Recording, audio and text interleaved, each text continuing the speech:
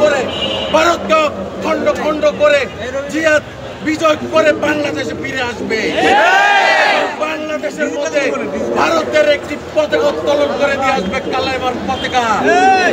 ক্যান্টনমেন্টের সৈন্যরা কখনো মাঠে নামবে না নিজেদের আকার গোছানোর জন্য, ইমান গোছানোর জন্য নামবে, দেশ সংস্কারের জন্য নামবে, দেশ সংস্কার করে ক্যান্টনমেন্টে চলে যাবে, কোনো লোভ লালসার জন্য আসবে না। বাংলাদেশের মধ্যে যে ক্যান্টনমেন্টগুলো তৈরি হয়েছে এগুলো ভালোভাবে সংস্কার করে সবকিছু তৈরি করতে হবে। বাংলাদেশের মধ্যে যে অগ্রশাসক তৈরি করে রেখেছে এই মোদির দুঃশাসককে ভেঙে দিতে হবে। বাংলাদেশের ভাই বোনদের বলে দিতে চাই, আমাদের ভারতের সাথে যুদ্ধ করতে হবে না। আপনারা কয়দিন পর দেখবেন কলকাতা, চেন্নাই তারাই আন্দোলন করবে ভারতের বিরুদ্ধে। তারা না খেয়ে মরার পথে। বাংলাদেশ থেকে যত ভাই বোন না যাওয়া শুরু করে দিয়েছে তখনই তাদের ব্যবসা, ট্রান্সপোর্ট, হোটেল, রেস্টুরেন্ট সবকিছু বন্ধের মধ্যে হয়ে গিয়েছে। আমাদের বাংলাদেশের ভাই বোনদের বলে দিতে চাই, আপনারা যদি মুমিন বান্দা হন, বাংলাদেশি হন, মুসলমান হন, বাংলাদেশি হন, বাংলাদেশের নাগরিক হন, আপনারা ভারতীয় পণ্য, ইসরায়েলি পণ্য বয়কট করবেন এবং ভারত যাওয়া থেকে বিরত থাকবেন। ভারত আপনারা তখনই যাবেন যখন ভারতীয় সরকার, ভারতীয় নাগরিকরা আপনাদের পায়ে ধরে ক্ষমা চেয়ে হাত জোর করে নিতে চাবেন। তখন আমরা চিন্তা করব, আপনারা চিন্তা করবেন ভারতে যাবেন কি না যাবেন না।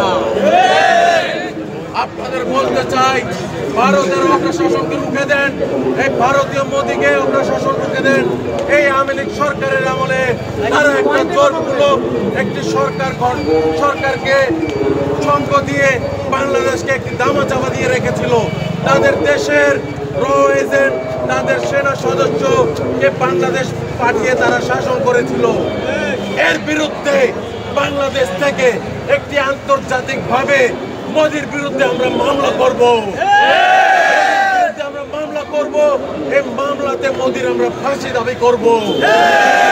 আর ভারতের যে অগ্রশাসন শুরু করেছে বাংলাদেশের উপরে, বাংলাদেশকে নিয়ে যে পায়তারা শুরু করেছে, এর কঠিন জবাব বাংলাদেশের মাধ্যমে দিতে হবে, বাংলাদেশের প্রত্যেকটি জনগণের দিতে হবে।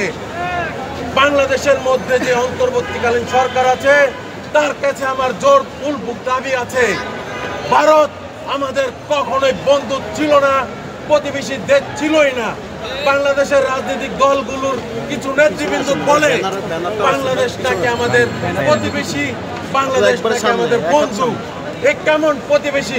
যে প্রতিবেশী প্রয়োজনে আমাদের বাংলাদেশের সীমান্তে মানুষ গুলি হত্যা করে মারে এবং প্রয়োজনে তারা বর্ডারের এই বেড়িবাঁধের পানি ছেড়ে দেয়, অপ্রয়োজনে তারা রেখে দেয় এবং এই প্রয়োজনীয় এই বন্ধুগুলো আপনারা রাজনৈতিক নেতারা বানিয়েছেন।